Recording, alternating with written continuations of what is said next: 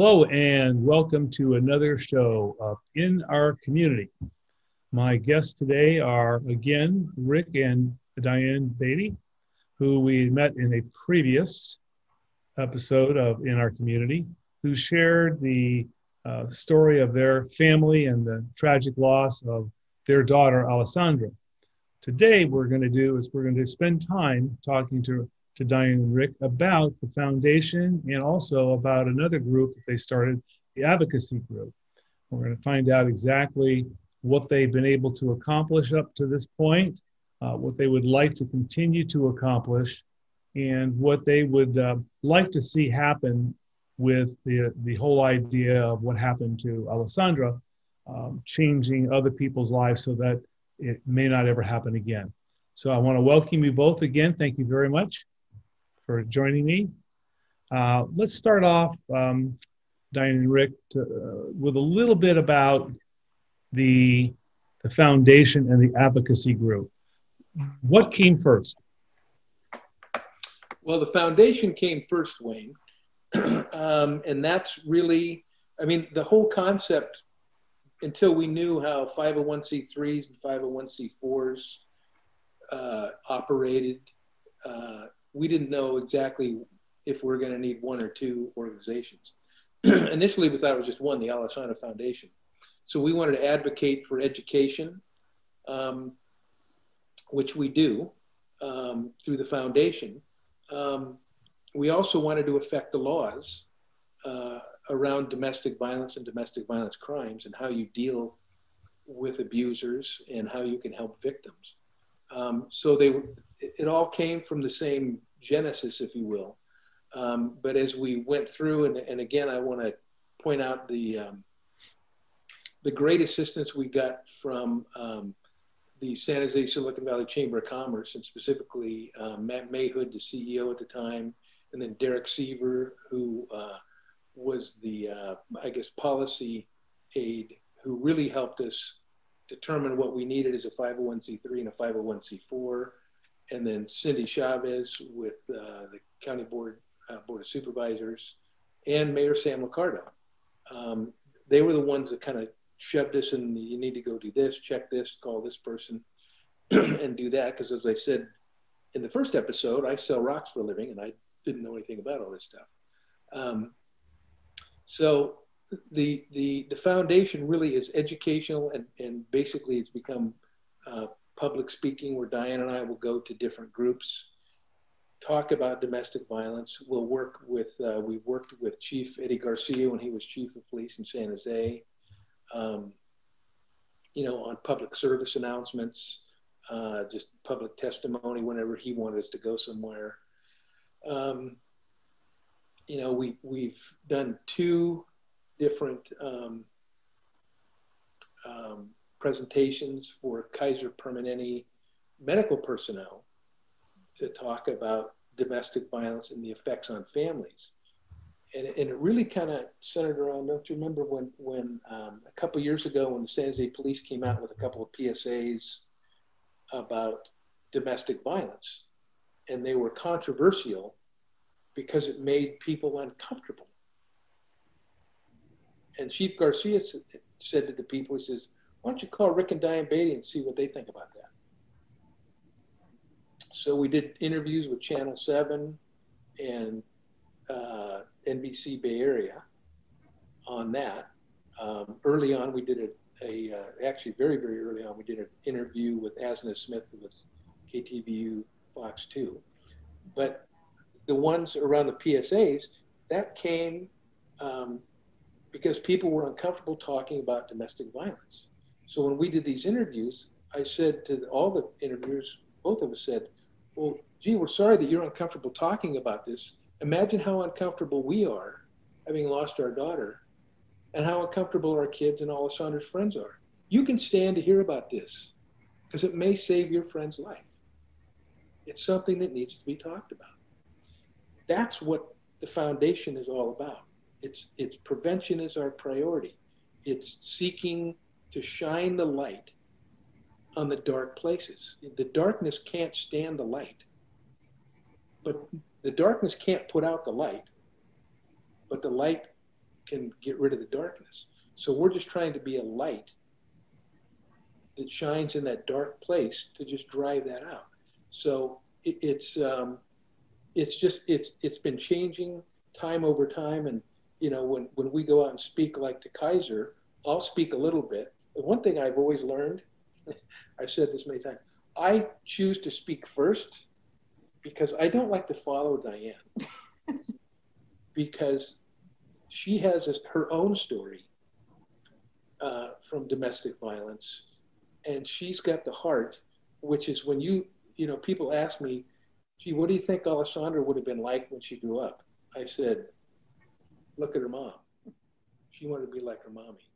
That's exactly what she would have been like. Same heart. Wow. Same person, like to serve people. Yeah. So on that note, DiAnn, the foundation itself, do you have a list of action items like 1 through 5 or 1 through 10? And if you do, can you share some of those with us? Well, gosh,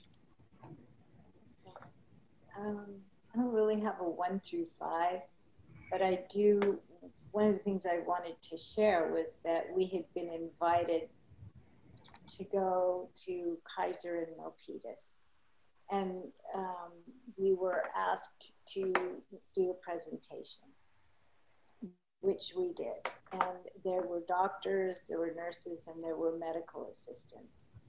And so at the end of our time with these wonderful people, a whole bunch, most of them were medical assistants. They came up to me, they just surrounded me, and they were just so needy and so afraid of what maybe a cousin or a sister or another family member was going through, and they were just crying and crying, and they needed, you know, some exhortation, and they needed some tips on what to do, you know, how to get through this. And it was very, very touching, very, very, very touching. And we just have many, many stories. And I, to this day, get phone calls. Like they'll look at the Alessandra Foundation online, and they'll call, and then they'll be, you know, telling me their story.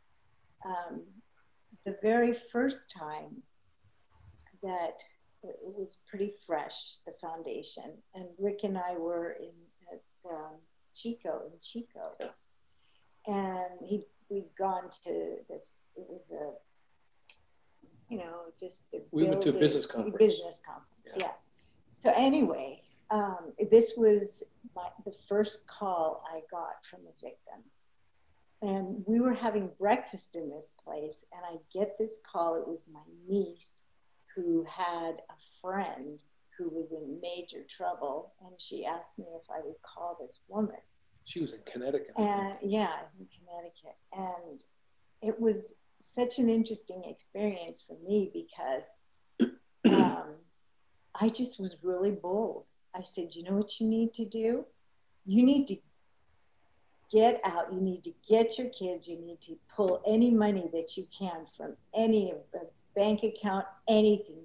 You're going to need this money. And, you know, pack your bags as best you can, put the kids in, and go. And she went to another state. I mean, he did not know where she was. And she started over. And I remember, though, telling her, and I couldn't believe I said it. It was like, any and all funds that you have, you need to pull it right now. And she did. She did. And she got, you know, she just left. She started a new life. And that was just a very interesting experience. And, you know, through the years, I get these calls, and it's been very, you know, it's been an honor to speak with them. And, you know, I listen, and it's amazing. And sometimes, you know, you're just so shook up that you don't even know what to think. But people like me can help.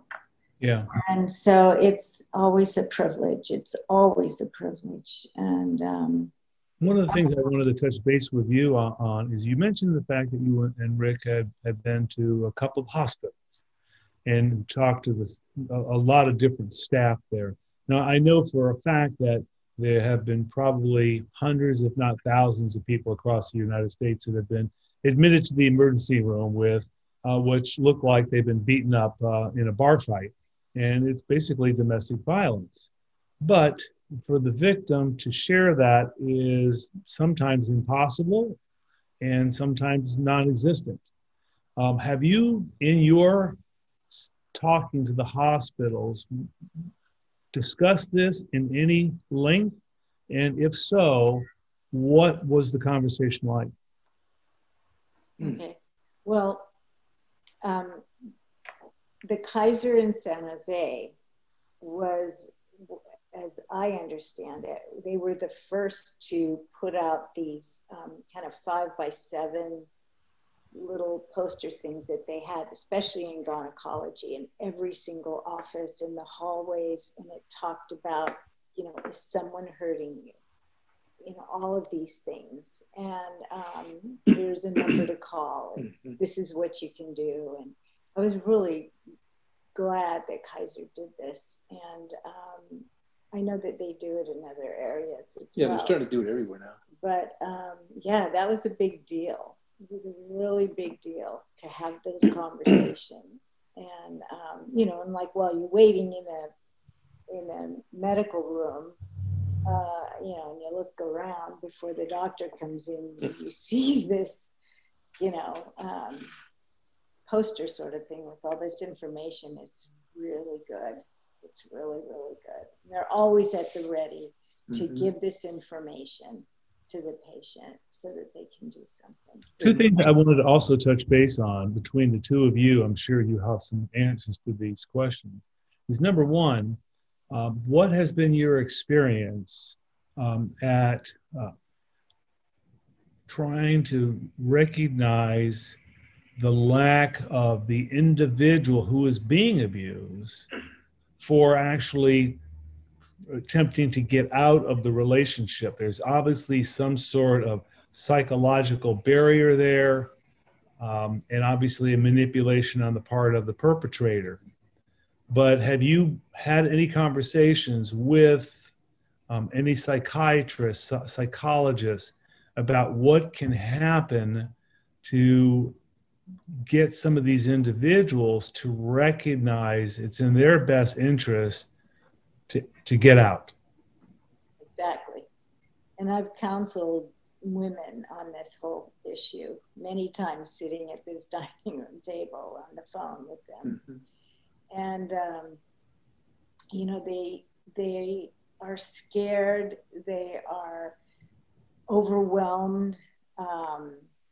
And in most of these cases, they're not the ones that have the money. Their boyfriend or their husband has it, and they might not have access to the money.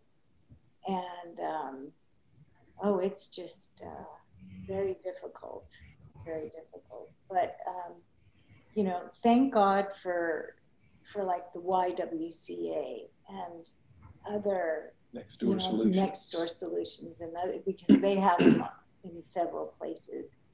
And I just say, you just get your stuff, get your bag, and leave and go. And they will give you, like the YWCA, they'll give you some counseling, they'll give you a room. Yeah, maybe an apartment. It just all depends. And that's what I wanted to touch base on, are safe houses, because obviously when an individual decides they're going to leave, their fear is they're going to be tracked down, and that perpetrator is going to find them and cause them great harm, if not totally just take them away from this earth. So do you, in your efforts, besides the YMCA, et cetera, do you pass on, do you have a list of the safe houses that are available for these individuals to at least contact and possibly get help through? Well, I think we don't know where the safe houses are, thank God, but we know who to point them toward. So, you know, people like Next Door Solutions to Domestic Violence, the YWCA, a safe place up in the Oakland area, community solutions in South County.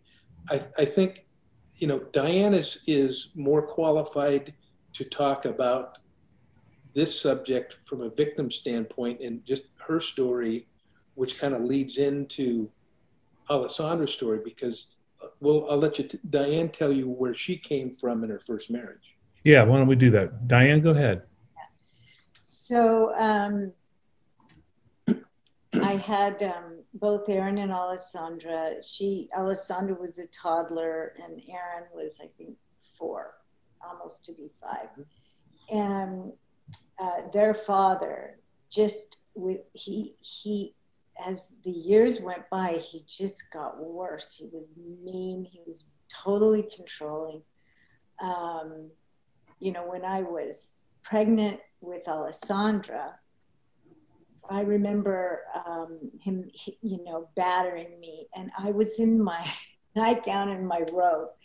And the kids were asleep. You know, they were so young. It was late at night, like 11 o'clock. And I ran out of the house in my robe and slippers and got in the car and took off because I was just scared to death, you know, and it was pretty brutal. And I remember that was like so many years, 27 years ago or more. Yeah, 30 years ago. Mm-hmm. And back in the day, you know, they didn't, like gas stations didn't have, you know, bathrooms for people, you know, like where you go and ask for a key back then. At least this was in Fremont. And I remember, and I'm out to here. I'm, you know, ready to deliver at any time. I had to pee so bad. It was just terrible. And finally, I just went home, went into the house, sat down in the toilet and peed, and then my bag broke. The water broke. And so off to the hospital we were, you know, and it was just so strange. But, you know, Alessandra did really well through it. She came, you know, she was my second, and she just was ready to come out. And I remember that they were really, really busy at Hayward Kaiser, and there were so many gurneys lined up to get in to deliver, and I'm sitting here going, I can feel Alessandra making her move, you know, what's going on here. But anyway, they wheeled me in to a room, and you know, they didn't even have the bed all set up. It's just ridiculous. But anyway, you know, she just started crowning, and I'm like, hey, help, put something here that I can hold on to. And, you know, if she comes out, there's nobody in front of me to grab her, you know. It was just so bizarre. And, but, you know, she came out, and she was fine, and they bathed her, and, you know, and then we just. But that's how her life started. Acted like.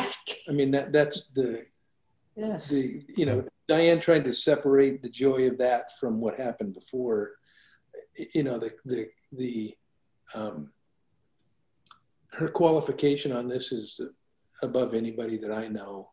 And she is the strongest, most courageous person I know for what she's been through in her life personally, and then to lose her daughter like this,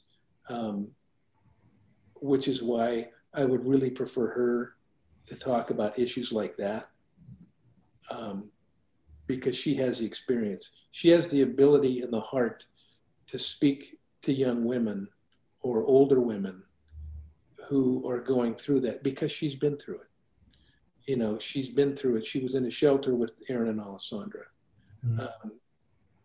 And when you look at her, you go, well, she doesn't look like she had any problems. And she doesn't, but she's lived a life. And I think that the love that she has shown her children, and all 5 children, not just Aaron and Alessandra, and me and our entire family, that's what Alessandra clung to and wanted to be like that. She wanted to exhibit grace. She wanted to exhibit mercy. She wanted to be kind. And she was very humble. And Diane's very humble. You know, when you hear her talk, you know, many people freak out when they hear her story. She doesn't freak out. She's free from it. I mean, that's the power of Christ right there.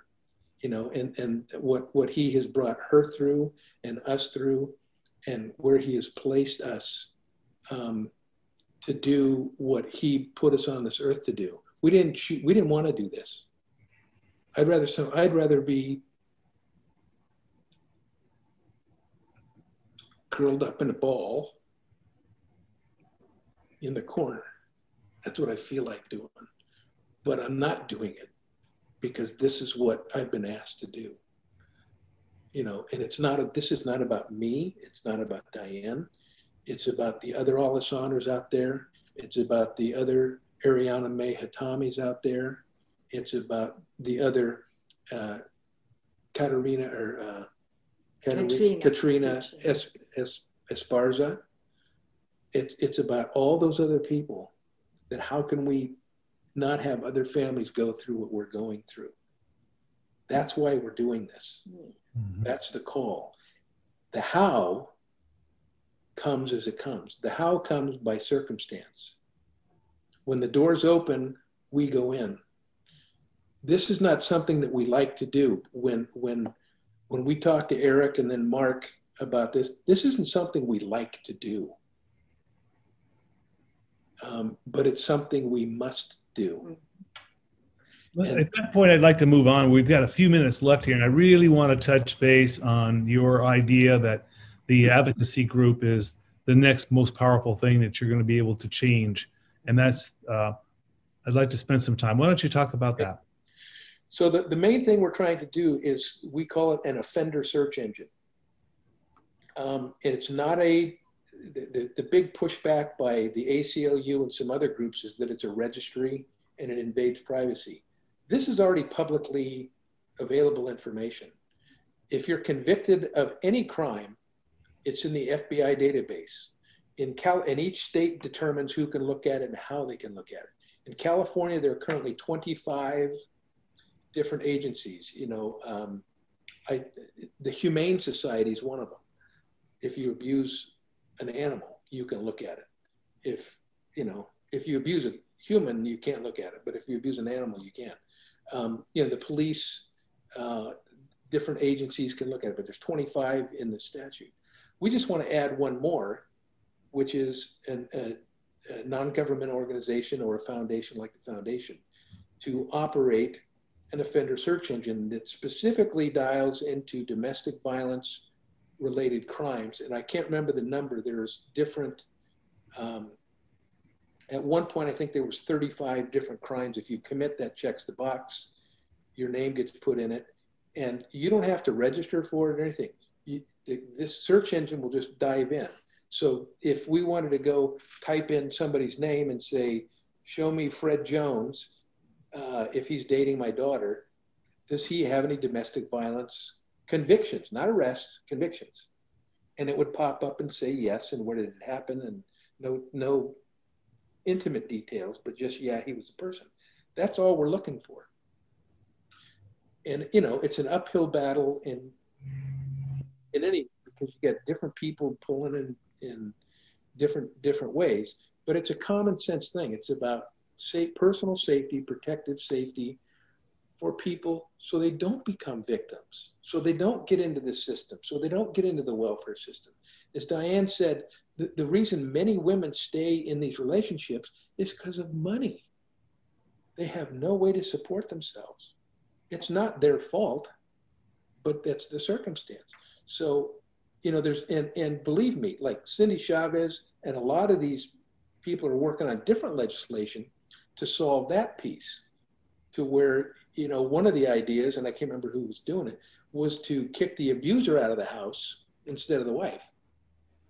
But, you know, I don't know how to do that, you know, but that's not our lane. We're going to stay in our lane. Our lane is protection and prevention. And And so we want to get this legislation done. And we've supported other people with legislation they're doing. So we're working with State Senator Susan Rubio, State Senator Ana Caballero, and hopefully our new senator, Dave Cortese, from San Jose, to get this. We're working with the lobbyist, Houston and Magnani up in Sacramento, that's helping us. Chief Eddie Garcia is helping us. Mayor Liccardo is helping us. Cindy Chavez is helping us. A lot of people locally are helping us. So that's the push we're on now.